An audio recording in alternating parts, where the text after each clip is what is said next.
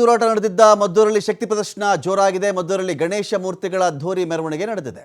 ಮದ್ದೂರು ಪಟ್ಟಣದ ಗಲ್ಲಿಗಳಲ್ಲಿಯೂ ಕೂಡ ಕೇಸರಿ ಕಹಳೆ ಜೋರಾಗಿತ್ತು. ಗಣೇಶನ ಮೆರವಣಿಗೆಯಲ್ಲಿ ಬಿಜೆಪಿ ನಾಯಕರು ಭಾಗಿಯಾಗಿದ್ದರು. ಆರ್ ಅಶೋಕ್, ವಿಜೇಂದ್ರ, ಛಲವಾದಿ ನಾರಾಯಣಸ್ವಾಮಿ, ಸಿಟಿ ರವಿ, ಅಶ್ವತ್ಥ ನಾರಾಯಣ್ ಸೇರಿದಂತೆ ಅನೇಕ ಬಿಜೆಪಿ ನಾಯಕರು ಇದರಲ್ಲಿ ಭಾಗಿಯಾಗಿದ್ದರು. ಸಂಪೂರ್ಣ ಕೇಸರಿಮಯವಾಗಿದೆ ಮದ್ದೂರಿನ ಪಟ್ಟಣ.